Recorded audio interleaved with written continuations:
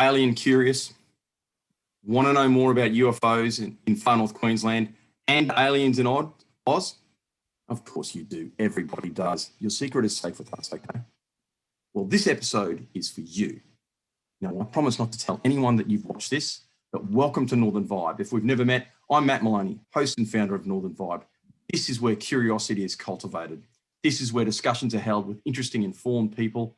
And I'm thrilled to have two ufologists. I've really been looking forward to this one. I've got North Queenslander Thea Ormonde and Dr. Roger Stankovic. Now, Dr. Roger Stankovic is the National Director of Mutual UFO Network Australia and New Zealand, MUFON. So there is something about the question of life outside of our planet. Now, it's a question not just for eccentrics. The SETI project, the Search for Extraterrestrial Intelligence, is a credible research institute that involves high-ranking serious scientists in the search for alien life. Now, before I go any further, please like and share. We are growing. Every single one of our episodes is growing really well, and I'm really, really excited about that. But we need your help to keep up the momentum. So if you're watching this, please like and share. We're getting some really, really interesting locations where people are from. So a big hello to Townsville and a big hello to Beenleigh. Please tell us where you're from. Ask questions, make comments. We are listening to everybody out there. We've had some great suggestions from the page. Please keep them coming. And that includes suggestions for guests. So nominate someone you'd like to see on Northern Vibe. Contact me through the Facebook page. I've had a request for the Yowie Hunters in Atherton Tablelands. I can't promise that they'll come on, all right? But I promise that I am following it up with them. So for that person that's nominated them. I'm only going to do the briefest of bios for our guests because doing a full one for both of them would take too long. And we're going to find out about them during the interview anyway, as it unfolds. But first, we always have a mention in dispatches to a charity that's doing some great work. And this week, it's the Paws and Claws Cassowary Close. Now, I have Mr. David Mason from Paws and Claws on.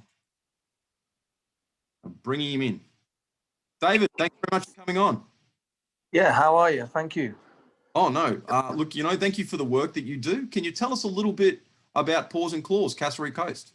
Yeah, Paws and Claws is animal rescue. So we take in cats and dogs what are being abused or dumped or what people don't want anymore. And we get them back to used to humans again and find new homes from. Great. Yep. And what can people do to help Paws and Claws? We do have people donate food up Woolies and Coles in our little boxes there, but our biggest issue is the vet fees. So any donations is very welcome. We actually have a policy where we dissect all our animals before we rehome them and microchip them. And of course, it's quite costly. So that's where we need help with. Fantastic. And look, how would people go about making a donation? What can they do? Do they contact you through the Facebook page or do they go to your office, give you a call? Yeah, they can contact us on the Facebook and then we can ring them personally or they can pop in and see us. If they pop in and see us, we can actually show them around and show them what we are about. But that's the way they mostly do it, yeah. All right, look, fantastic. Thank you very much for coming on, David. It's, you guys are doing great work there. And I must say that this is Thea's favourite charity. So well done for the nomination, Thea. And God willing, we'll speak some other time. Thanks very much, Dave. Yeah, thank you very much too. Thank you. Bye. Cheerio.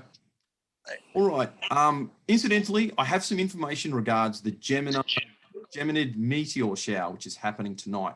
So you're going to be hearing just before the outtake from our local guy from Night Sky Secrets, Mr. Ian McLean, about that. So stay tuned. Right towards the end, I'm going to get him on.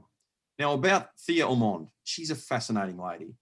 And she herself has a fascination with what is out there. And I mean that in all senses of the phrase. She's a mother of two. And appropriately, I suppose, considering her interest in visitors, she works at the Cardwell Information Centre and the Heritage Centre. I assume she keeps star maps there in case of visitors from a very, very long way away. She's the organiser of the Cardwell Ufo Festival, which is a growing tourism event in North Queensland's tourism calendar. She's done very well to get it on the calendar. She had her first UFO sighting very, very early.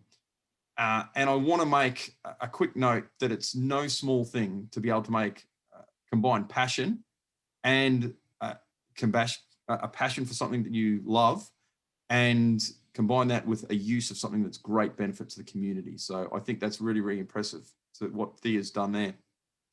My other guest is Dr. Roger Stankovic. He completed his Bachelor of Science at Sydney University and later his doctorate in neuroscience there as well. He was in research, mostly on experimental neuropathy, and has published a number of papers, but he now lectures a diploma of pathology techniques at Ultimo TAFE. Now, the first question I'm going to put to the doctor is to get him to tell us, to give some context on UFOs and aliens in Australia before going to our North Queensland local. So, Doctor, thank you very much for coming on. Thanks, Matt. Oh, mate, I'm genuinely thrilled about how. I'm excited to be here as well. Look, but just call me Roger from now on because it just sounds a bit too formal with the doctor. Okay, no worries. But just, that's cool. And Ms. Ormonde, do you mind if I call you Thea? Is that okay? That would be fine. Thank you. Okay, well, thanks very much. It's just that, you're both pretty distinguished in your own ways, and I just thought it appropriate to use titles. My dad, who I know is watching this, was really, really big on that. So, Dad, I use the titles. Okay, I'm just saying, 47, still doing what you told me to. So, Roger, could you give us some context around UFOs in Australia? Yeah, well, we can give you the context from the MUFON point of view, and also the context from the historic point of view, with some fairly historic, very famous cases like the Valentich case where there was a guy that was flying a Cessna over Bass Strait, and he encountered a UFO, and all of a sudden, bang, he's gone. No wreckage, no nothing. And that happened in 1981. The Knowles, who were a family who were traveling in a car, and all of a sudden on the Nullarbor Plains, and their car was lifted by an alleged UFO. So there's some very famous cases that a lot of your viewers probably are familiar with. Some of them are fairly old now, but from a MUFON point of view, we've got some interesting cases. Not as famous as those cases that I just mentioned, but from a contextual point of view, we've had our database here in Australia since 2000, and the database we collect all the reports that people send us around Australia and New Zealand in this database called the CMS, or the Case Management System, and in that Case Management System, since 2000 we've had about 1,080 cases. And so not all of those are UFO cases. They're all UFO reported cases, but not all of those are what we call UFOs when we've investigated them. And in fact, we average around about 110 cases per year, and about 20% of those are what we call unknowns. Unknowns meaning that technically it's a UFO. We can't classify it any further. We've done all our investigations, and we can't work out what it is. So am I going in the right direction for you, or? Oh, absolutely. That is because I know a lot of my guests have kind of commented on there going, Matt, I love the free flowing style, but do you actually have any structure? And I assure you, I do really have structure, and I had a number of questions in regards to how the data is collected, and so it appears to me that it's people report it directly to you.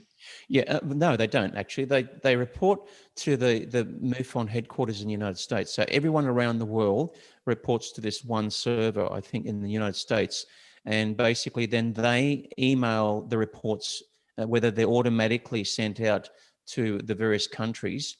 Obviously, if they're in the States, it stays in the States. But if it's an Australian report, well, then it'll come out to us it'll come to me as an email, and then I get notified by the report in an email, and then I go to the database, open the database up, the report's there, and then I can actually do the investigation because I know there's been a new case that's been entered into the database. But the public actually enter their own information into the database. They usually Google up report a UFO if they've seen a UFO. And they might come to the MUFON website. There's other websites out there. But if they come to our website, which is MUFON.com, Basically, it'll take you to the front page. Then it'll say, do you want to report a UFO? And then you just click onto a link, and then it gives you this like a pro forma that you need to fill out in terms of your name, your address, etc., which is kept confidential. But then you talk about the sighting itself, what the location was, what the time of day was, what you actually saw. Was it an orb? Was it a disc? Was it whatever? So there's all this information. There's a lot of data points that we collect on each investigation. And that gets collected into that database. And then we go into the database, and then we contact that person, and then we usually ask them more information, because usually there's information that we still need, even though they put quite a bit of it in the database to start off with. Yeah, well, so quite clearly, it's not just accepted when someone kind of calls in. There is an investigative process, and can you definitely. Can you briefly give me some idea of that process and how it's through? Yeah, so basically, say for example, you put in you saw a UFO, you were smoking out in the back. Usually, people that walk their dog in the night will have a smoke at the back of their house, and sometimes see something in the night sky, and then you report it. You Google up MUFON, or you Google up report a UFO. You go into our database. It comes to us, the email, and then we call the witness up. We ask them a series of questions, or we email them initially. We say, can we call you? So we're classified as field investigators, but it's a bit of a misnomer because Australia is so large. Obviously, it's a big continent, and we can't go flying off to Queensland and Tasmania or wherever at the drop of a hat, because we're all based in various centres around Australia in our towns and cities, and basically our only means of communication is by either Skype or where we interview that person, or email or phone. Usually phone, if they allow us to phone them up. So we get more information about the sighting. We could ask them to take a photograph of where they saw the UFO. We can. Once we get all the information about the time of day that they saw it, the location, etc., we can actually look up to see whether it was a satellite, whether it was a commercial aircraft. So there's various software platforms that we can use, like Stellarium, which will tell you where the constellations and the stars and the planets are at a particular time during any part of the night for 3 months ago. So we can actually determine if there was a star in the location that they said they saw the UFO. And so we gather all this information. We put all of that information into the database. So there's another page, there's several pages in this database that we put all this information in. And then we accumulate all the information and determine, based on whether we have exhausted all of our resources to find out that it's actually, to try and find out. The hypothesis is there a prosaic explanation to this thing? If not, well, then we have to call it, what we call it is an unknown, inverted commas, but technically it's classified as a UFO. So it stays in the database as a UFO, and usually we get back to the witness to say that, look, we can't classify it. We've done everything we possibly can. We've eliminated satellites. We've eliminated commercial aircraft. We've eliminated any heavenly bodies. It's not an insect, not a bird, et cetera, et cetera, et cetera. And we've come down to, we don't know what it is. So all of that information's kept in the database. That's really interesting. Look, if someone wanted to be a proper field investigator where they could go out and check for physical evidence and stuff like that, would you kind of accept people like that? And if so, how? Absolutely. The physical evidence is fairly rare. Ever since I've been in MUFON, I've only had one sort of like alleged landing case where I had to actually go out, and luckily it was somebody that was within 100 kilometers of where I live. So basically, I had to go to the landing site, and I had to have. But apparently, this alleged UFO had landed there quite some time ago, and had left a bare patch on the ground where the cattle wouldn't go to and grass wouldn't grow, et cetera, et cetera. But instead of well, I thought it would be too late to actually use an EMF meter or a Geiger counter or whatever. But in that instance, you'd actually go out into the field to actually have a look, take soil samples, et cetera, et cetera.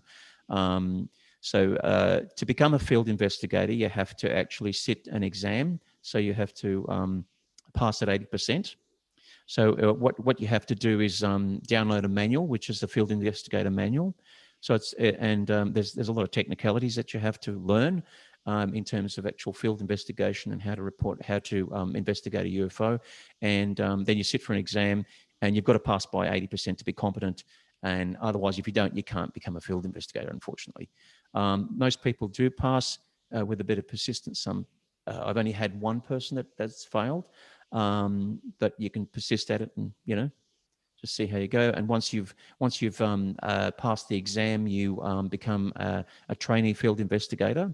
And then I allocate several reports to you. And then once you've done a few reports, maybe 10 or so of different types of reports, where we sometimes have hoaxes, we sometimes have,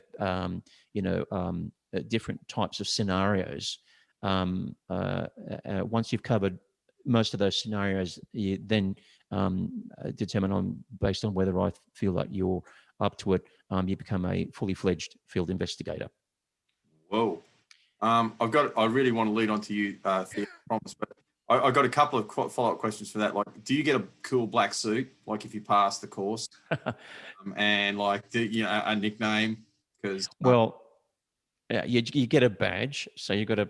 You get a badge. You get a little badge, yeah. So it's quite neat. And I want a black suit. I'm sorry, like I'm not coming across unless I get a black suit. Well, you want to become Men in Black or something? Yeah, absolutely, absolutely. And look, I'd imagine you do get quite a few people trying to actively debunk you, to kind of like, yeah, we reported this and it was complete codswallop, and so usually we can pick that up fairly easily. We had recently had, I can't go into the case because it's a bit confidential, but okay. we had a photo of the surface of the moon, and my field investigator said, we need to determine how far this object is off the surface of the moon. And I said, well, what equipment did this guy use to take the photo? Because, how could you get a photo of something on the surface of the moon from Earth unless you had something extraordinary? So there were a few, niggling questions that I had, and a few red flags had gone up.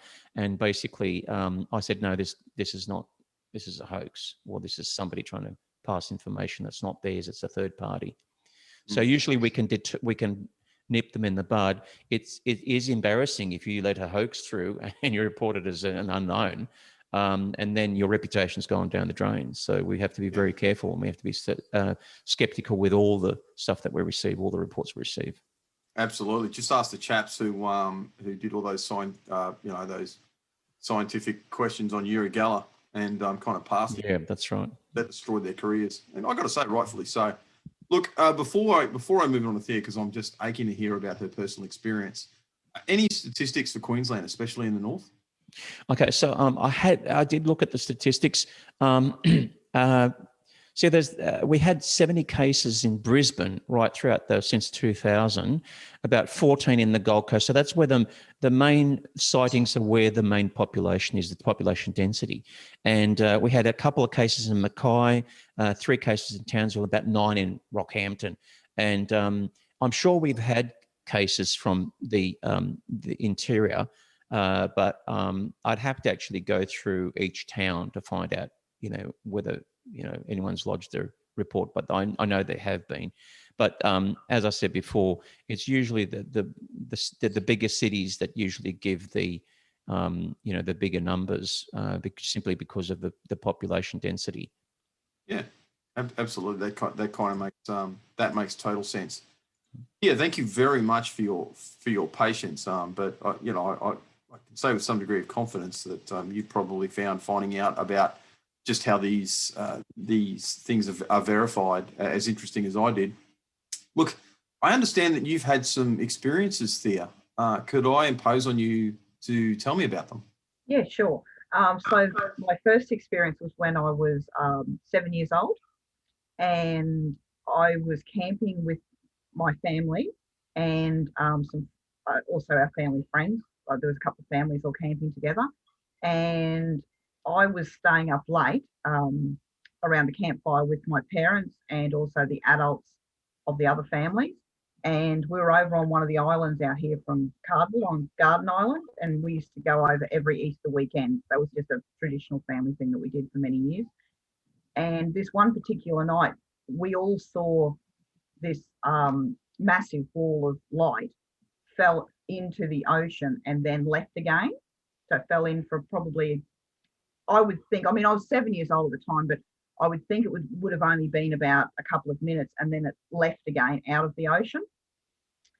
And you know, I remember my parents and their friends talking about it through like into the night, and then they spoke again the next morning, and the adults in the other families refused to ever speak about it again. And there's still families that live here. They are still a family that live here in Cardwell, and they to this day refuse to talk about it with me. They just said, we don't want to know about it. We're just not interested. My mother did send a letter to, I think it was the weather, something to do with the weather station, to see if there was anything, you know, that they, like a weather balloon or something they'd set off. And she got a letter back saying that there was nothing happening at that time. So that was my first, I guess, experience. And then probably every decade, I would think I've seen something similar, but it's always been a falling light and then a rising light that I've seen. Some of it's like quite far away, sometimes it's close. One time was when I was driving in the car. It was actually with my husband, and it's interesting because he also, at the time, I'd said to him, you see that there? And he's like, yes. And then we got home, and he said he couldn't remember it. So, so that was a bit disappointing because he was actually, he witnessed it with me. So, and then there's other people in town have seen what we have coined as the Cardinal Lights. For many years, people have seen these two lights that go parallel across the sky, and then all of a sudden they just shoot up into the sky. The Cardwell Lights. Oh my God. That's what we've coined them. I don't know. We've claimed that. Holy min. Yeah. That is so cool. And look, just to explain my personal take on this, I'm skeptical but open-minded, and fundamentally that's the scientific method. And I'm sure I'm almost going to call you Dr. Stankovic there. I'm sure Roger would agree with me that really that's how science kind of works. That's how rationality works. Really, you have a thesis, and then you're skeptical about it. You try and pull it apart. And when I ask you these questions, it's in the vein of someone who's skeptical but open-minded. All right, so I'm not. I swear to God, I'm not judging you. I just want to dig a little bit deeper in this. Okay, and so it is a bit of a hard question, but are there any possible other explanations for what happened to you? I think they're probably. I think many people could say it was, you know, like the min lights with gas and different things, optical illusions and different things like that. And I honestly, I have no idea what it is that I saw. I have no idea. And I call it an experience and unexplained simply because I can't explain what it was. Yep. And look, that's fair enough. That's, you know, there's nothing, and I don't like to use the word crank, but that, you know, there's nothing crankish or you know, too unusual about that. Was there any, it seems to me that there just would have been a vision in the sky. So physical corroborative evidence on the earth would have been different. But is there any other corroborative evidence there? Like, did any, you know, okay, your husband didn't remember seeing it, but did anyone else report it around the same time or anything else like that? There was one, it wasn't, I actually didn't witness it, but it was a similar sighting to what I'd seen. I remember it was actually at one of the UFO festivals that we had in our sea files. People were sharing stories, and there was one gentleman got up and said that it happened to be a couple of, I think it was 3 or 4 nights before the UFO festival, and he said that he'd seen this light, which had done the same thing, had come along, gone down sort of into the ocean and gone back up again. Now I saw that when I was 7 years old. I've just turned 50. So that's what, 43 years ago. And the festival in which this was shared, I think it was the 2015 festival. So he got up and spoke about what he saw. And then it was so interesting because two other couples got up and said that we saw that same thing, but they hadn't actually shared that information with each other. So there were three separate people that had seen the same thing on the same night, but hadn't shared it until that day with each other. Well, look, I'm sure Roger would agree with me. Fundamentally, to get a degree of credibility with these things, it's about getting it reported and investigated. But that leads on to a really interesting question. Tell me about the sea files. Oh, okay. So the UFO Festival came about. It just organically came about in 2014. Cardwell commemorated 150 years of white settlement. And as a town, back in 2010, we all had a bit of a town meeting and decided that we wanted to, have a bit of a shindig. And we had a town meeting to work out how do we want Cardwell to be represented? So initially we thought we were just going to do a weekend event.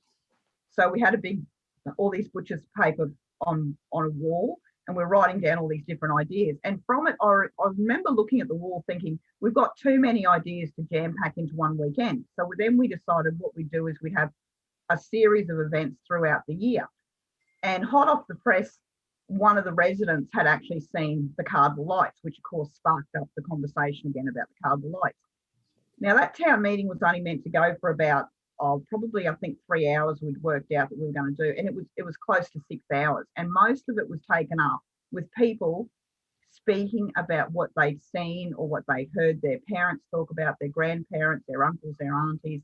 And I was sitting there and I remember thinking, if we've got this small group of people talking about this, there's got to be heaps of other people talking. And it was actually then when I really, because I hadn't actually shared my own experience much beyond my own family at that stage. And then I realized that if we're going to have a UFO festival, we have to have the fun and quirky, and we have to have a section for people that have a genuine interest in UFOs. So that's how we have the two components of the festival. I think that is so cool because I've actually been to a number of public meetings, and I call it the what this town needs, because you always get this what this town needs is, what this town needs is, and for someone to stand up and go, what this town needs is a UFO festival, and then being able to sell it and have everyone else go, yeah, she's right. What this town does need is a UFO festival. It has taken a while to convince some of the people, though. Some people still aren't real keen with having the UFO festival in town. But the way I've tried to market it is that we have the fun and quirky, plus we have the serious side of it. So I'm trying to balance it out so everyone's happy. Oh, believe me, I know exactly how you feel like doing this interview. But I genuinely think that's cool because there's so many aspects. There's so many aspects to this phenomenon. Like, you've got the and I feel like I've got Mulder and Scully here. Like, although they're kind of like there's a gender reversal there. Roger is the well. Let's investigate. let's investigate. And you've and believe me, believe it. I never watched the X-Files once. Believe it or not, I don't know why, but it's a great show. I love it. I really, I thought it was absolutely fantastic in the 90s. Mind you, I only watched about 3 or 4 episodes because I didn't have a television where I lived at the time. But look, I'll sort of I'm going to move back to Roger now, Thea, if that's okay. Yep. And look, I kind of I asked, just to give some context for my readers. So I emailed Roger and I said, well, we're going to want some stats, some facts and figures. I want you to give the intellectual context here. I want you to give credibility to this argument. Thinking, that he would be the Scully. He'd just come in and do that. But in the email, he replied, and I'm going to quote this: I can give you figures, talk about my experience and what's going on currently in the UFO field. It's okay, so he's had a personal experience. It's a highly complex field of study, agreed, and it permeates deep into the very nature of our civilization. Now, if that doesn't cultivate your curiosity, Mother of God, you need an interest implant. Roger, you've had a long interest in UFOs. Tell me about your experience. How did you get into this? Well, I got into it when I was a teenager.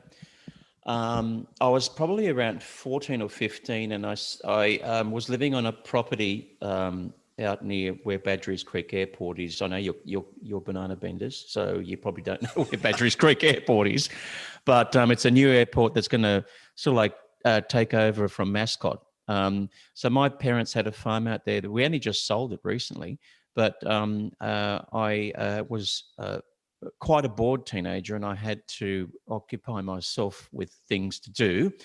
And I would often go down the paddock and go down to the bottom dam and skip stones on the water and whatever. Anyway, this evening, it was sort of like, could have been around about this time of year, November, December sometime. I went down to the bottom dam. It was a 25-acre property, so quite a large property with a farmhouse near the main road. Went down to the dam, started to, just muck around there, and starting to get twilight, and I saw this light coming in from my left field of view. Didn't think much of it. I thought it could be a plane. I don't know. All of a sudden, it starts to get larger and larger in terms of size. And it's about 300 meters in front of me, quite large, about half the quarter of the size of the moon. And it stops right mid, it just absolutely stops and hovers. And I'm thinking, what on earth is that? I'm thinking, it's not a plane, it's not a helicopter, not a meteorite. What on earth is it? And then it does this crazy maneuver as if to say to me, this is what I am. I'm something from another civilization, and I'll prove it to you because I can do this crazy maneuver. And then it shoots down the back of a hill and lights it up, and I just get I just ran away from the spot because I was as scared as hell. It really frightened the crap out of me. I didn't turn around to see what it was. I just had to get out of there because I just thought, oh, this is something so weird. And I was really quite skeptical about UFOs when I was a kid. I thought they were just science fiction. But after that day, I thought, oh my God, there's something else in this universe that's just completely, we don't know about. And it was just a sort of like a moment which opened my mind to something that I'd never thought I'd ever, be open to. Sort of like an epiphany, so to speak. Mm.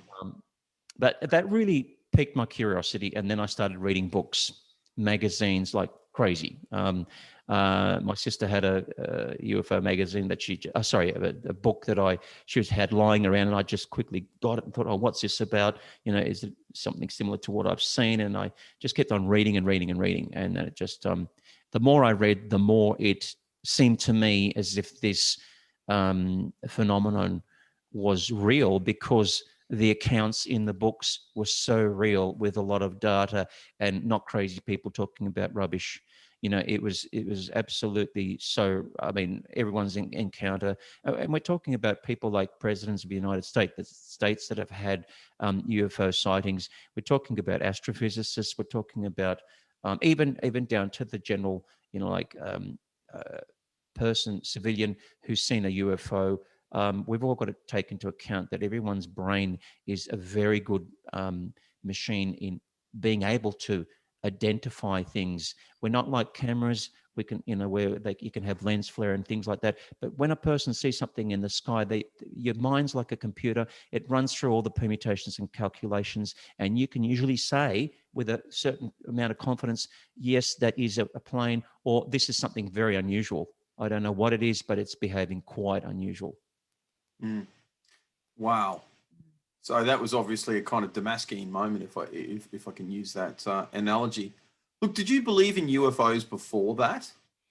No, I didn't. But I sort of I don't know. I had panic attacks when I was a kid, and every time I saw something on TV that related to aliens or UFOs, I'd have a panic attack. And I don't know why, but even something like Marty the Martian, you know, the cartoon and stuff like that. Programs like I suppose what's that one? The science fiction thrillers and stuff like that about UFOs used to always frighten me. I don't. You're lost in space. Yeah, that used to sort of like really give me the heebie-jeebies at some. I mean, it wasn't really that bad in terms of you know, fear factor, but you know, that things like movies about UFOs or whatever. There was a program, but I can't remember the name of it now. That used to really give me panic attacks just watching it. But anyway. It wasn't Leonard Nimoy, was it? I used to love that. But anyway. No, not Star Trek. No, it was something else. No. In Search Of. I'm pretty sure he did a couple of UFO things there. Well, he did look a bit scary, but anyway. Yeah. Oh, man. Leonard Nimoy. I love that guy. Look, who did you first tell? Let's delve into that specific first, the Damascene experience for you. Whom did you first tell? Well, as soon as I got home, I went into the kitchen. I remember I asked my sister about a couple of years ago. I said, "Do you remember?" This is my elder sister. "Do you remember that time when I saw the UFO down in the paddock?" And I rushed into the kitchen. She goes, "Oh yeah, I can never forget it." She said, "You looked like a ghost. You looked white, and you were sweating, and you were really just terrified." And so she remembers the actual day that it happened, and so I just came in and told everyone just hysterically, you know, so I saw a UFO and was quite alarmed by the whole thing. And then I went and told kids and some of my mates at in high school, and some of them sort of like said, "Oh yeah, I believe you," or you know, "You're talking rubbish," you know. But that's where it all started, and I never reported the case, but I started off with family and then friends, school friends. Mm. Well, that you know, that does cover off on a few of my other questions. You know, like how did they respond, and look, how did the response? And this is leading into a conversation that I really want to have. How did their response make you feel? I didn't get any really negative responses to what I've sort of like repeated the story to a few people, and they obviously feel that I had seen something highly unusual, and they never really did, you know, rubbish me or anything. That's usually the response that I get, and I don't think that I've mistaken it for a meteorite or something else. And people saying, "Oh, you know, they haven't been saying that, you know, it's ridiculous. You know, it probably was a meteorite or something, or, you know, a helicopter, or who knows." But I know that what I'd seen did things which nothing could have done, even now, you know. Mm. And it really, like, it was just a few seconds, and like 30 seconds in my life as a teenager, and it's sort of like just embedded in my head, and it's really just changed my outlook on everything. It's you know, life changing to a certain degree. Well, that was, you know, one of the questions that I was going to ask. Really, is like, you know, how did this experience change your perspective on life and the universe? But Thea, I'd really like to ask you those same sorts of questions. Like, how did people respond when you first told them? Well, I think it might be similar to, I was just thinking then when Roger was talking about his experience, because he was a 14-year-old child and I was a 7-year-old child. I think no one's really ever ridiculed anything when I've said that I'd seen anything as a 7-year-old. It's only sort of when you say that you've seen things as an adult, they say, "Oh yeah, how much to have to drink, what you've been smoking," all that sort of stuff. But I think because when I first spoke about it, and because I was with my parents, I had all the confidence in the world that we'd all seen the same thing. So because my parents had seen it, my parents' friends had seen the same thing, I didn't have a problem with judging myself as to what I'd seen. So I've always been very confident in what I've seen, and I don't know whether people just choose not to say it to my face, but I've never really had any any negativity with ever talking about what I've seen. As far as what I have divulged to people, there are things that I haven't actually spoken about, and I don't really know if I would speak too publicly about different experiences that I've had until I can work it out myself. Because I do have a belief that we as human beings are existing on a particular vibration. And I think there's a lot of other things that we can't see or experience because of the vibration that we're on, the frequency that is our reality. Yeah, I mean, there definitely is a lot of things that human beings can't perceive, at least through. And look, you know, my take on this is, no, this is, I'm probably going to regret saying this because people are going to kind of like hammer me for it. I'm a great believer in the scientific method. I really deeply am. But that doesn't make me a materialist. I think, you know, there's a very different, it's very important to make the distinction between the scientific method and believing in materialism. Materialism is a philosophy. Scientific method is a method. So, and again, you get a hypothesis, you check it, you put it to bits, and you kind of say, well, this is, it gives you well, to use a quantum physics term, a degree of probability. And of course, the more we know about that specific sort of thing, the more you can draw that certain degree of probability in.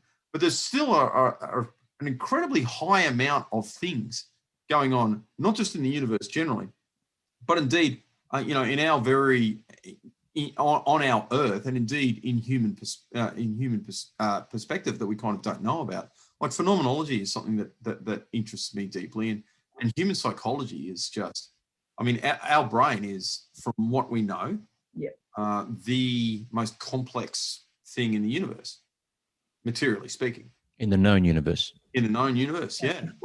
Absolutely. Thank you, Doctor. You're welcome. The known universe, right? Yeah, Roger. Sorry, but it's kind of true. And when I start talking like this, I'm not demeaning science. I'm not dismissive of it. And when I hear anyone make the observation that science, and you know, perhaps we could get Roger to comment on this, that science has its limits. It doesn't mean that they don't believe it. It doesn't mean that they're trying to dismiss the outcome. It doesn't mean that they're kind of arguing about it. It's just an observation that as a material phenomenon, it's really, really difficult to deal in abstractions like phenomenology, psychology to a certain degree. Okay, it's true that we can measure, and I've had this discussion with, you know, some really high-flying psychologists, and they go, well, Matt, that's not really true. Like, although human behavior is not something material that you can kind of grab, there are material things that we can kind of measure about that, and I accept that. But, you know, when you come down to abstract concepts like, you know, hate, love, good, bad, right, wrong, you know, we're really, in my respectful submission, making we're hitting the limits of material science. But staying on the UFO thing, Roger, can you, as someone who is scientifically trained, and if I can kind of say this, you know, is someone who's, because I've done a fair bit of research on you, and mate, yeah, you know, I'm really impressed with the research that you've done, and I haven't read your papers, but I've seen where they are, and I've seen what you've done your research on. It seems to me that your methodology is pretty strong. How do you reconcile the scientist in you and this field that is considered crankish? You know, what do you do? Well, I probably wouldn't have reconciled it if I hadn't seen that UFO. And I know that this field lacks, it's got data, but it lacks physical evidence from what we know. For all we know, we could have crashed extraterrestrial craft in the Pentagon or the Battelle Institute, for example, or somewhere in Skunk Works or Area 51 or S4. You know, we could have material that's not available to us to absolutely prove that you know, we've had visitors and they've crashed on Earth, and we've got physical craft and bodies. we're just not privy to it. We're just basically there's this stonewalling that the government's doing across the world. Maybe not even the government. It's the cabal, I suppose, that is controlling things that the government's doing, that doesn't allow us to see this stuff. So there could be physical evidence there, and but going back to your question, how do I reconcile it? I suppose that the sighting has started this passion in me that I want to work out what it is, and we still can collect data based on what personal experiences people have had, and we can, as you said, look at the hypothesis, look at the null hypothesis that it's a prosaic object, and then try and work out, can we actually work out what it is? Is it a prosaic object? If it is, what is it? If we can't work out what it is, well then what is, do we, pigeonhole it as an unknown or as a UFO? We can only just collect data and then do this sort of thing until one day there's disclosure, and it probably won't be, it'll probably just be trickle disclosure, where, and this is what's happening now with the videos from the USS Nimitz and the Roosevelt and a few other things that are coming through now and actually being released by the Pentagon. This is where I start to kind of part ways with a lot of my brothers and sisters, I suppose I should say, in the UFO community. And as I said, it's not that I can't conceive, like I am not dismissive of these things. It's a massive universe, limited admittedly, but massive nevertheless. And I think it's entirely possible, I don't know if I'd use the word probable, but it's entirely possible that there is life out there, and it decreases. Okay, saying that there's life doesn't mean there's intelligence life. I mean, there may very well be some slime mold existing. I think it's highly improbable if there isn't life out there. Yeah, and look, I will grant that, mathematically speaking, but let's talk about the government cover-up. And here's my reasoning, and I'm just throwing it out there, all right? And again, this is from a respectful, critical friend. Does the government keep secrets? Yes. I mean, I have caveated personally information. I'm now just a public servant, but until relatively recently, I was a police officer. So, do we have information that we caveat and hide from the public? Yes. Yes, we do. Is there rather large amounts of that information? Yes. Yes, there is. Stuff that people are never going to get their hot little hands on. But that's normally around protecting a source, or protecting our methodology, or something else like that. Now,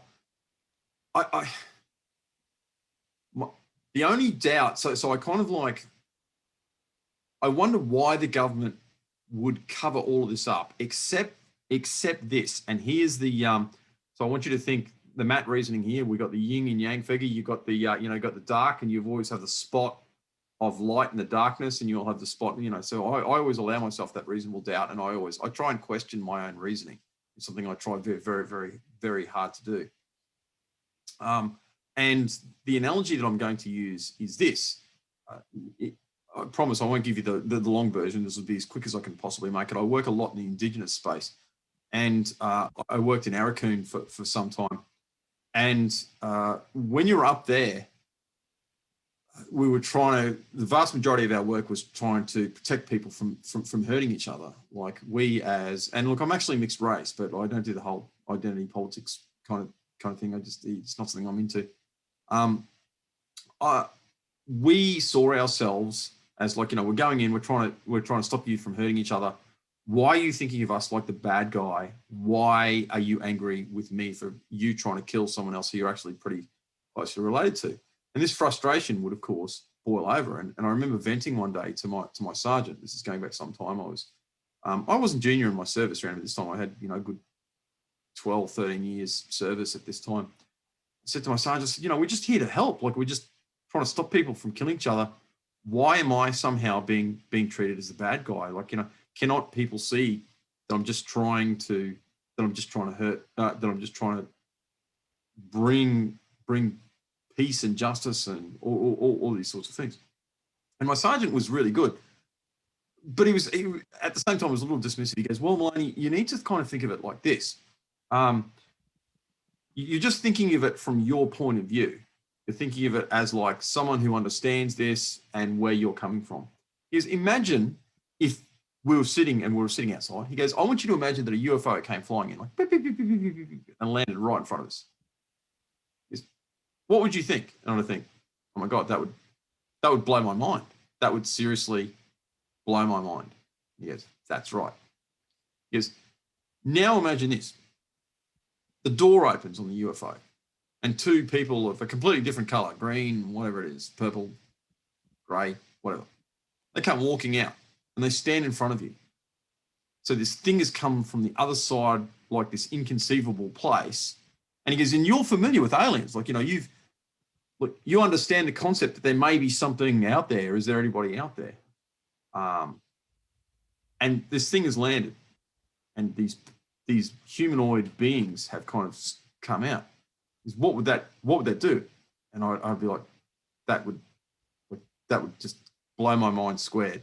Like the landing would blow my mind. That would be like blow my mind squared exponentially. He goes, that's right. He goes, now imagine this. Now imagine they kind of like get out and say, all right, we're here to help.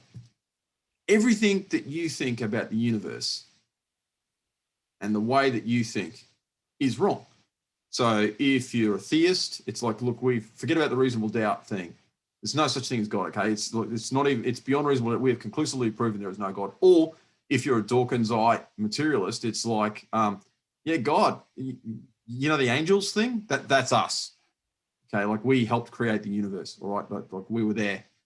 And, you know, whatever it is, religious paradigm you want to kind of, theist paradigm you want to frame that from. And, oh, by the way, everything, the way that you frame your family, wrong. The way that you create wealth, wrong. The way that you distribute wealth, wrong. The way you do this, everything you ever thought about the universe was wrong.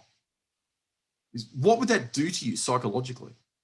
And I kind of sat there and go, well, no, like, you know, maybe I'd go mad, maybe I'd get violent, maybe I'd, you know, maybe drink. I don't know, maybe I'd do all those things. I'm not sure, Sarge. Like, I'm just not sure what I would do. And he goes, that's right. And how that is related to this concept is, I can get the idea that the government would cover things up to protect people.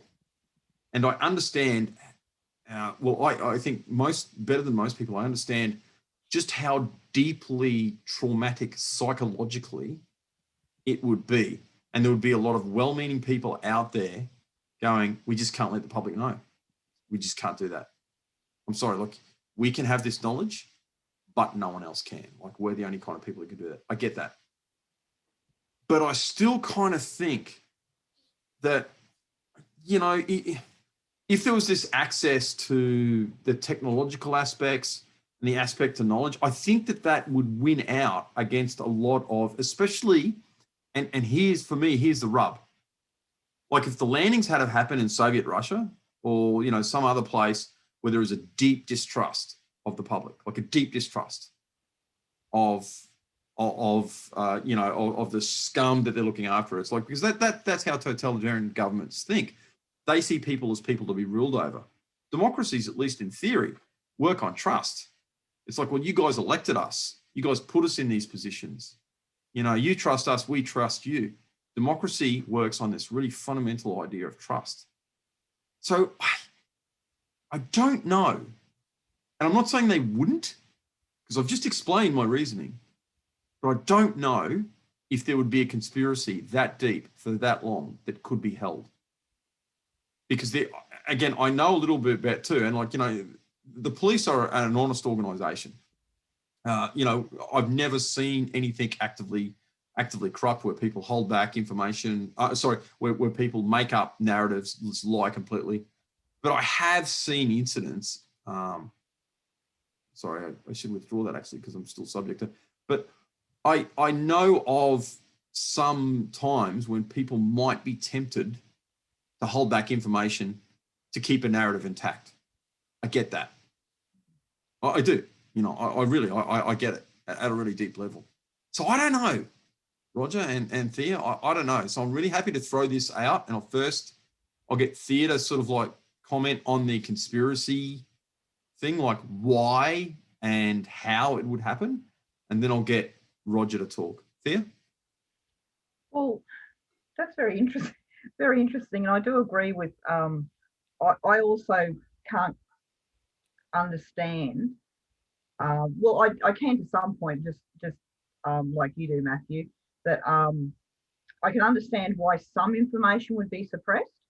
I guess it just comes down to the faith that the leaders would have within the mass population of the world as to what the reaction would be, because you really don't know what the reaction would be. If let's just say that all of the leaders of the world got together and said, okay, I think it's time that we're going to let the public know that there are actually other life forms out there, and they've been visiting us for many, centuries even, or decades. They've been sharing their intelligence with us, and that's how we've evolved as human beings.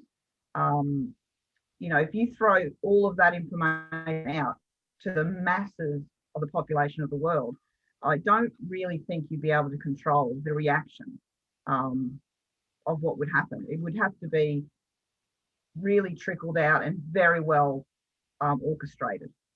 Mm. So fundamentally, you kind of disagree with, I withdraw that. You kind of agree with the idea that the distrust of it is. And I think, historically, you look back at the human race historically, they're not a very trusting race, species of animals on this planet.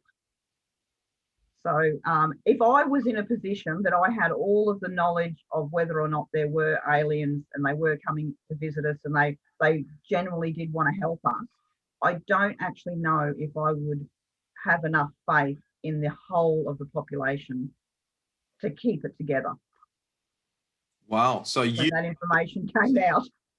Thea, you would be part of the conspiracy. Fundamentally, that's that normalization of conspiracy. Yeah. Well, I think, it would be very tricky, wouldn't it? It would be a very, very tricky thing to just publicly put it all out there of everything that's going on. Okay, Roger. If there's things going on. If allegedly. Yes.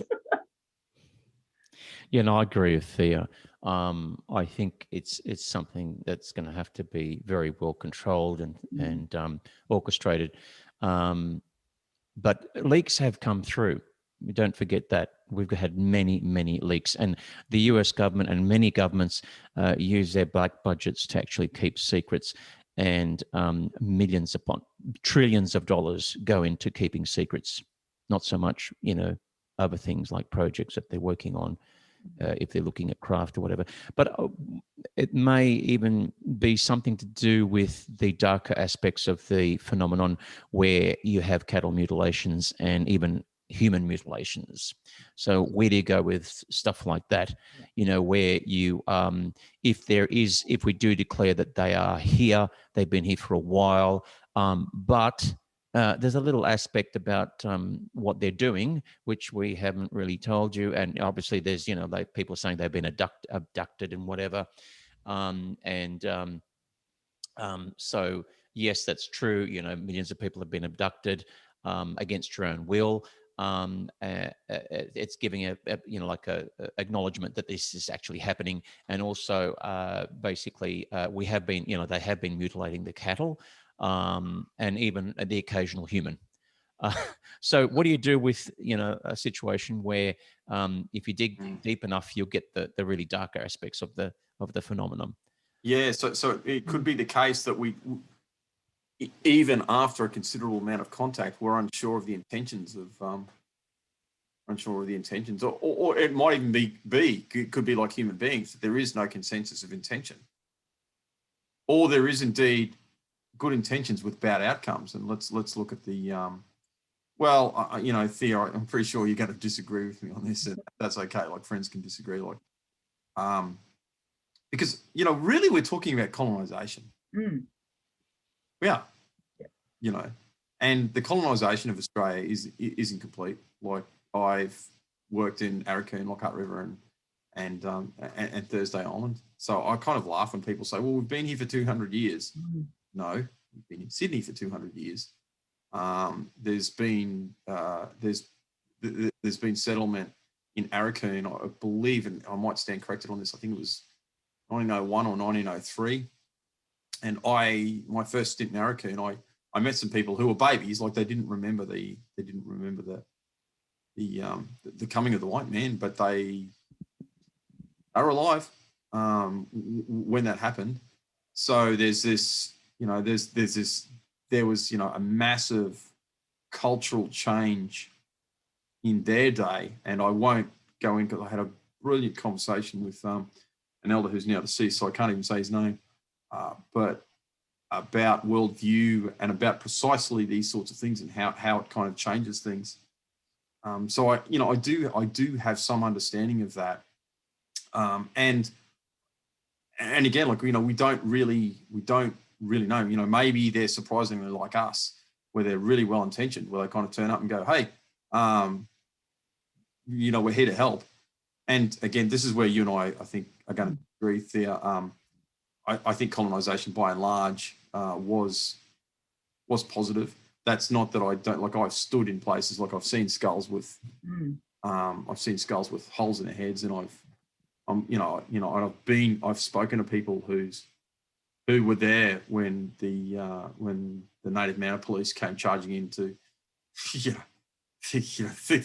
that was kind of this. That's first-hand knowledge. You just can't. I can't deny the evidence of people who I'm quite sure were neither lying nor mad when they told me these things. But again, I kind of think the colonial experiment was worth it. And at the bottom of it, and here's the rub, here's the weird thing, here is the strange thing.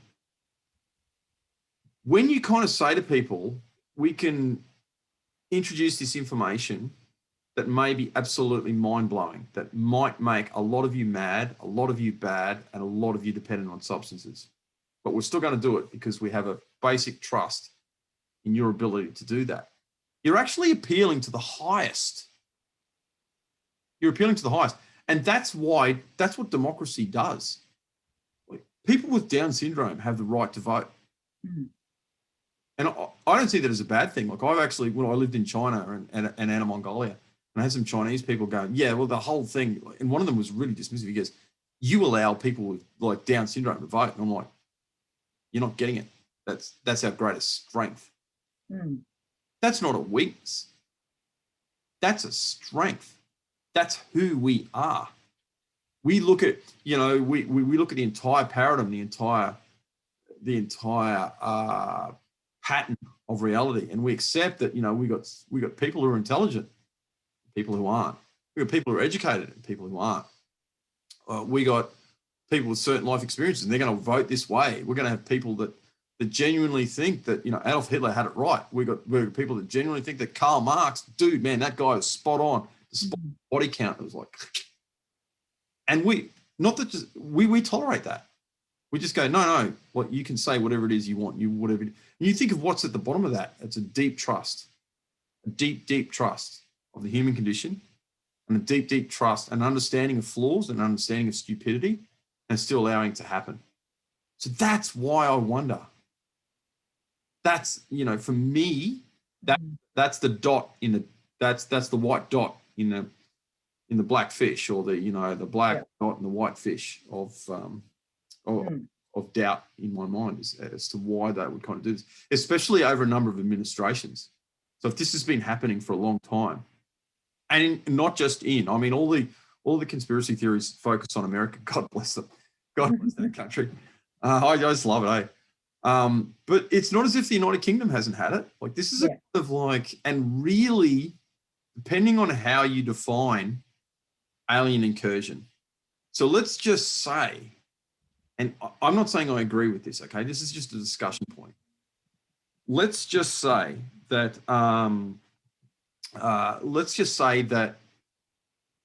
everything that we've been told about, well, the Hindu Bhagavad Gita, I can kind of say that without too many people getting angry.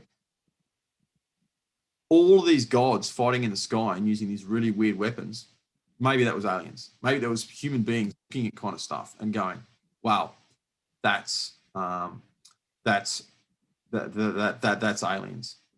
Can I get you to hold that thought and cognate on this just for a couple of minutes? Because I've got Mr. Ian McLean from an excellent organisation that I absolutely love. And oh my God, we've already gone over the hour and I didn't even know. I'm normally really good at watching time. I want him to tell us about the Geminids, because it's so, and I swear to God, I didn't do this on purpose, but there's actually a magnificent meteor shower coming up in Australia that's viewable from here. And I really wanted an expert to come on and quickly talk about it. So we're going to take, I suppose you could call this an interview. Roger and Thea, do you mind keeping going, incidentally, or do you want to wrap? Oh, that's fine. Yeah, keep going. Great. Okay. And I hope my listeners out there, of course, drop out anytime you want. I'm going to bring in Mr. Ian McLean from Night Sky Secrets.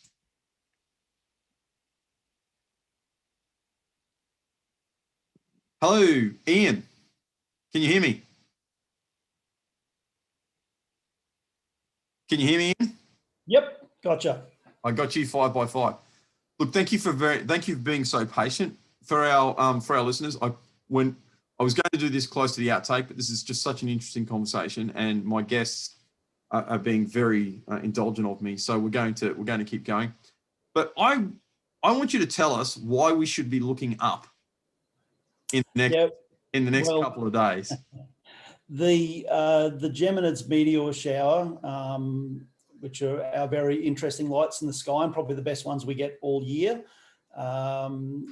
Upwards of 100 meteors an hour under the best conditions. More likely in the city, you're going to see maybe 20 or 30 an hour. If you're out in the country, you might see 50 or 60. The best hours are between, let's say, about midnight and 2 a.m. for the people that don't mind staying up at that time of night. But you'll see them from even about 10 o'clock at night in the northeast. Don't know how we're going to go tonight. Last night, tonight is the peak of the Geminids.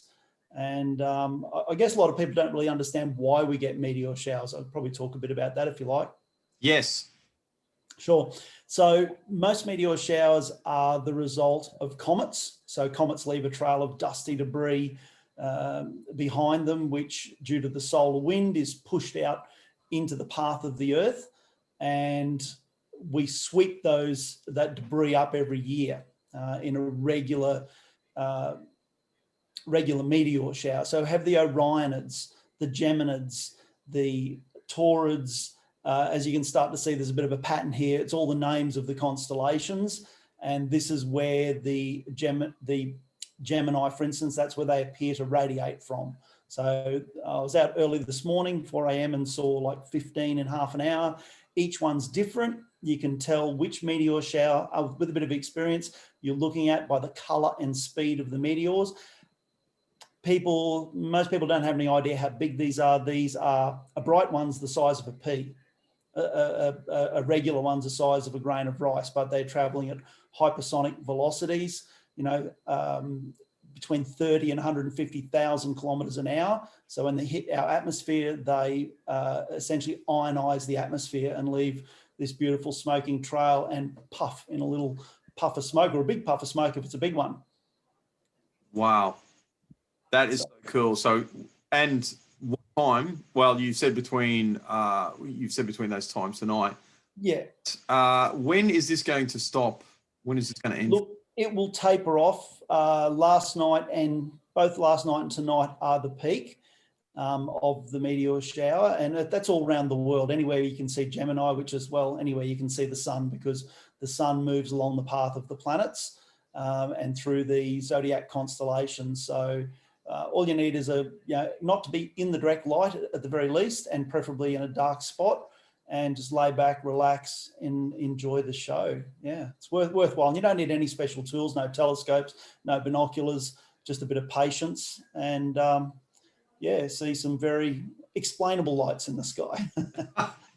And if people did, and I'm going to declare that I have no interest in this. Like, this is not paid. For anyone that's wondering out there, is like, is Matt getting anything from Mr. McLean at Night Sky Secrets? The simple answer to that is no.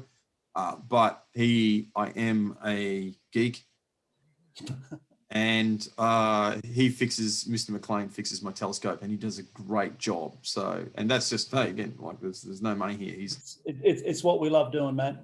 Yeah, he's the guy that fixes my telescope. So, look, I recommend, if you're to any of our listeners, if you're interested in Geminids, just Google it. You can jump on Night Sky Secrets website. Yep. I recommend that as well. It's got some great stuff on there. Mr. McLean does tours. He fixes stuff. You do gold. Yeah. Looking up, looking out, looking down. That's our motto. Because, look, I've found, like you guys are talking about, people who are curious about the world around them are naturally curious. It doesn't stop at one phenomena. If you're curious about the world around you, you're looking at everything around you. Some people are not curious and they'll just keep walking, but we're there for those people who are curious about the world around them. That's what we do. So, yeah. Look, great, mate. Look, thank you very much for coming on. I'm going to let you go. I know you're as busy as a one-legged ballerina. So if anyone's interested, look, tonight, look up, set your alarm. It's probably worth it. If you can't do that, look, at least go out and grab a beer, head out, for 9 o'clock, and you'll probably see some cool stuff. Or set your alarm really early. That's right. That's the way I like doing it. Hopefully the clouds go away. Yeah. Look, thank you very much. Thank you very much for coming on, Ian. I know you're busy. I sincerely appreciate you taking time out of your very busy day, and it's not going unnoticed or taken for granted. No worries, and great to see you, Thea, and good to meet you, Roger. Thanks, Ian. Meet you too, Ian. Thanks. Thanks. I'll see you later, and remember, keep looking up. Yeah. It's cloudy here, so we can't see anything. Yeah, and if you see anything weird, report it. Because he wants to know. Yes, please. He wants to know. All right. So look, I'll get you, Thea. I'll get you to comment on those points that I raised, if that's okay. On the what? Sorry. On the points that I raised just before I got Ian in. Okay. So you were talking about what were you talking about? Oh, sorry. Okay. What point? Okay. Yeah. There are points to our conversations, I assure you. Like, is there any meaning or point really? Again, it's just about the motivation of conspiracy and oh yes, the motivation. Yeah. I think it is. I think most people can draw a similarity, like you say, with the colonisation. Like, I mean, in Australia, we can. It's really quite recent, really, the colonisation of Australia. I mean, it's only 200 odd years. And that would be, I think, very similar to, let's just say, like we did have contact. And like you said, maybe our world leaders, and if, that they are in contact with extraterrestrials, have an idea that, they have a better way for us to exist on this planet, but it may not be, in what we've come to believe is the best way for ourselves as human beings. And, they might have a different idea. And I think that's why it would be very, very difficult to just have complete disclosure. Because like Roger was explaining about with the cow mutilation and abductions and, what people have said have happened to them when they've been abducted. And if our governments were to turn around and say, yes, we've known this has been going on for decades, where does that leave, our authority bodies with allowing that to happen to us? So it would be very difficult to work out how you could roll out disclosure. Yeah, exactly, because the entire point of having a society, really, and authorities and the police and army and stuff like that is protection, really. Yeah. That was the initial rationalization. Yeah. And if you can't provide that, you really have no point in existing. Mm. Roger, I'm tempted to dive in deep to this, but we're already over time. There's a few other things that I kind of really want to go into. But you did mention the permeates deep into the very nature of our civilization. Let's talk about that. Mm-hmm. Yeah, well, I might have gone into a bit of a tangent there, but yeah, well, I think it does, because I think it's sort of like, if there is this, this cabal that's sort of like controlling governments and whatever, and preventing us from knowing exactly what's going on, and this phenomenon is real, and it's there. It's, we've got crashed spacecraft, we've got bodies, we know they're coming here. Where am I going with this? Basically, I think that, yeah, where am I going with this?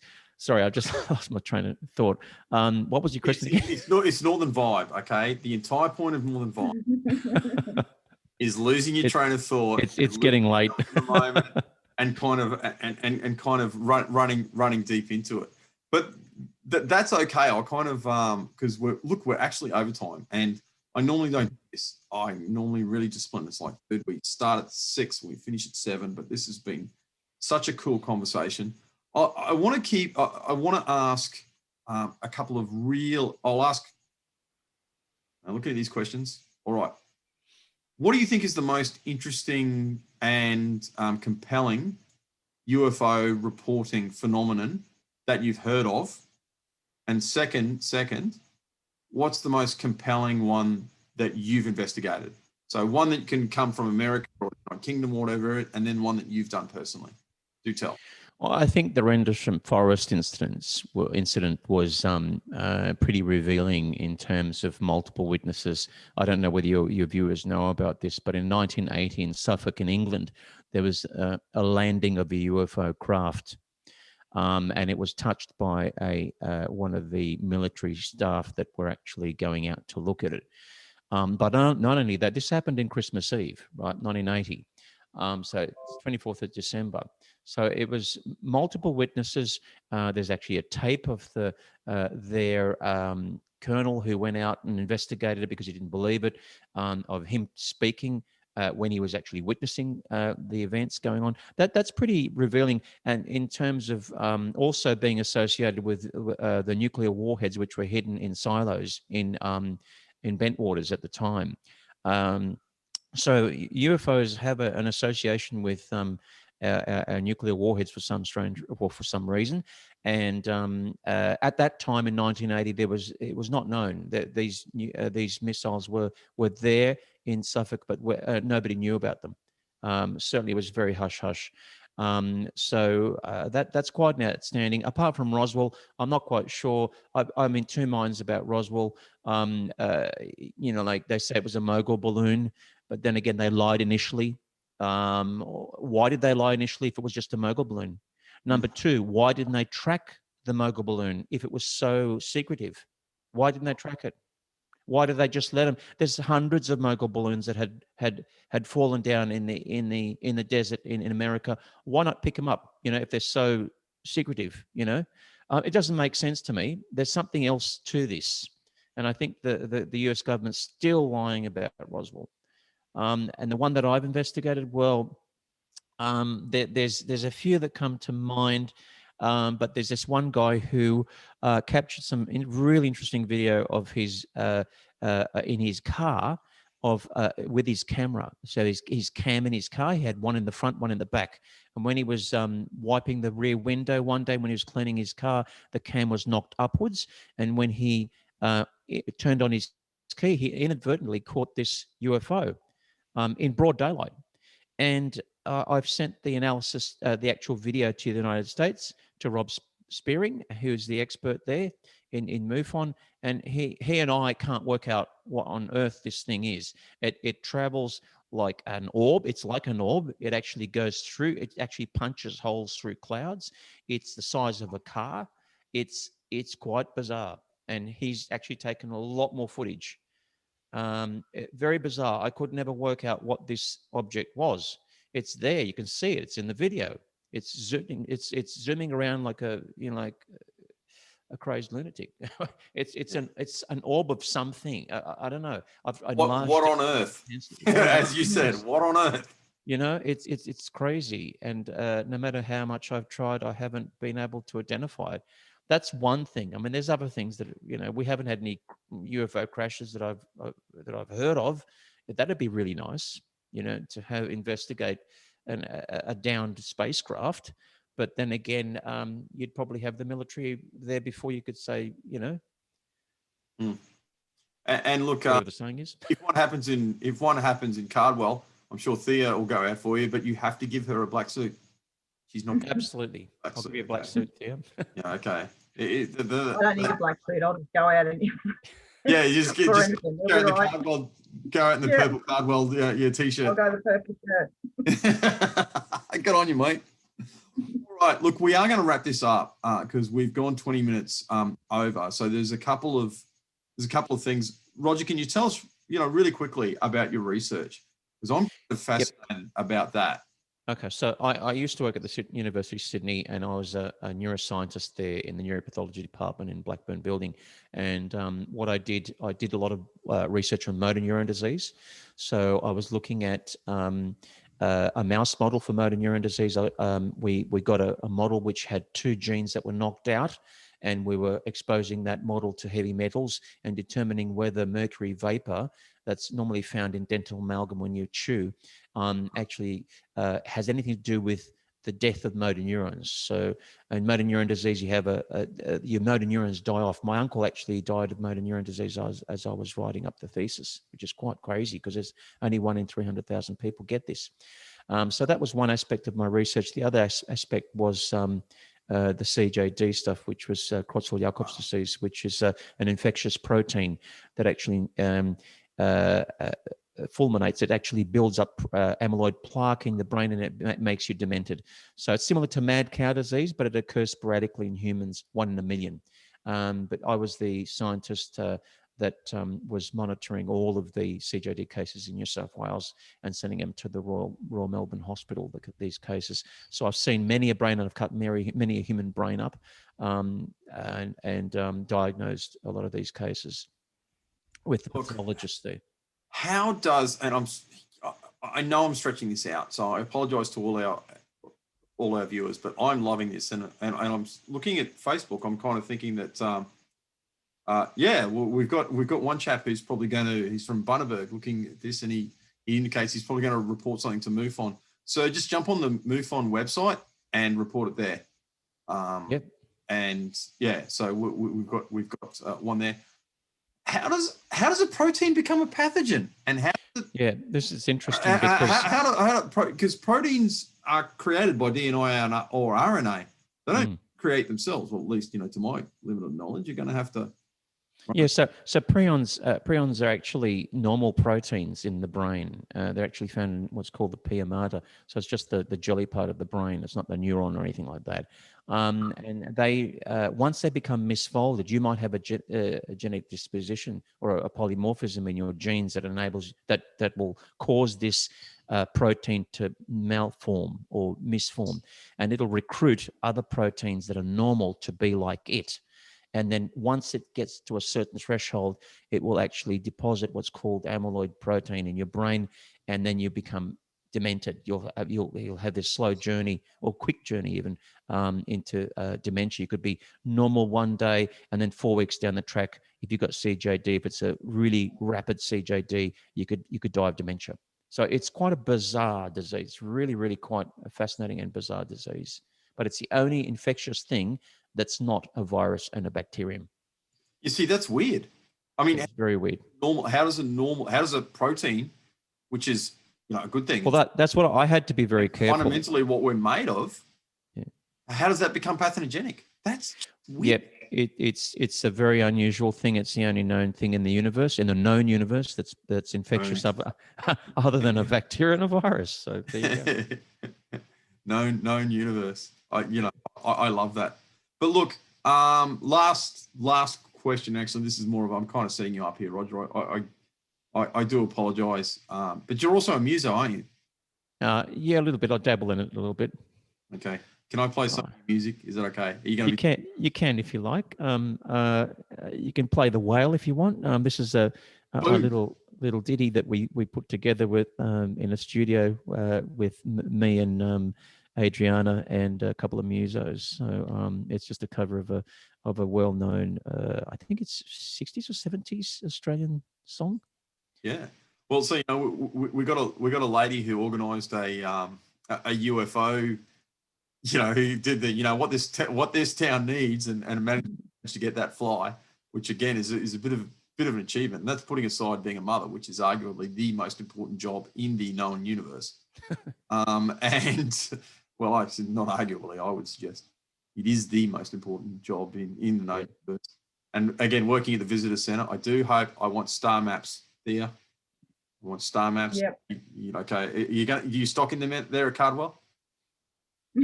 We will. Okay. I'm sure if you get on the MUFON, they can kind of help. But the point being is I've got these incredibly talented people here. So I'm going to play a really short outtake of this music. A really short bit of this music, and then we're going to go on to the outtake.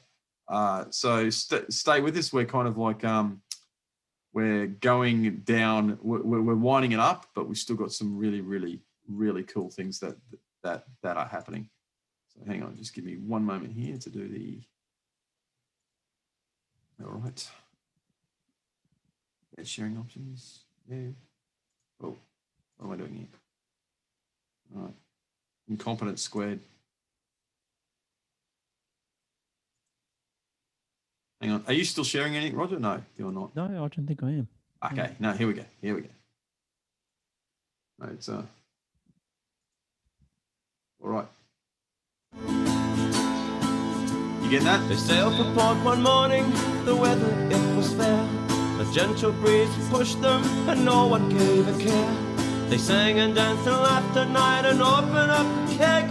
They're out to catch the monster whale that took the captain's die.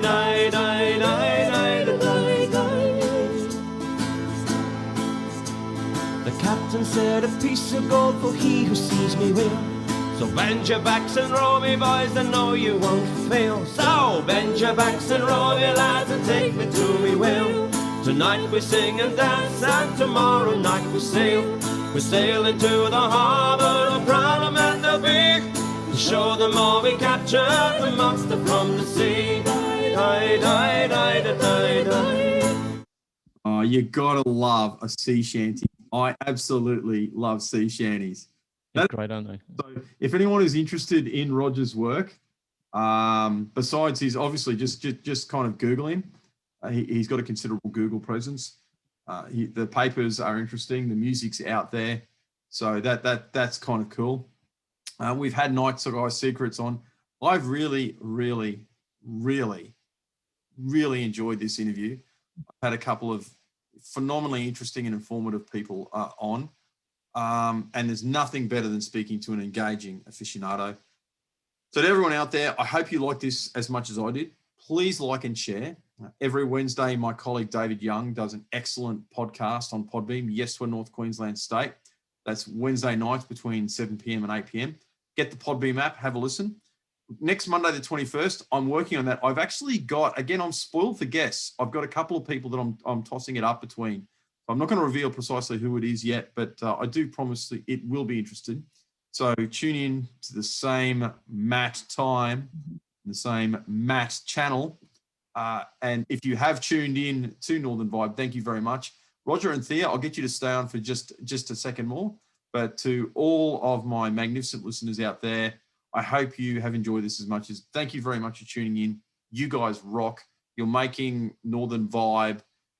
You're making Northern Vibe a presence on the internet. So, and we're going to get more professional. We're going to get better. It's all coming. Thanks very much. Keep an eye on us. Thanks, Matt. Thank you, Matt. Okay. All right, guys. Off the air, are we? Or? Yeah, Okay. we are. Sorry. We are. So that went for a lot longer than I kind of. That went for a lot longer than I kind of. Sort of predictable, isn't it? Well, that's the whole thing about an interview here. But look, we get the vast majority of, we actually had relatively low numbers just tuning into that. I think we only had about 30 looking on that, although we've already had 20 shares, which is kind of cool. The shares are what gets us live. But guys, you have to pump this through your, hang on, I'll stop recording this.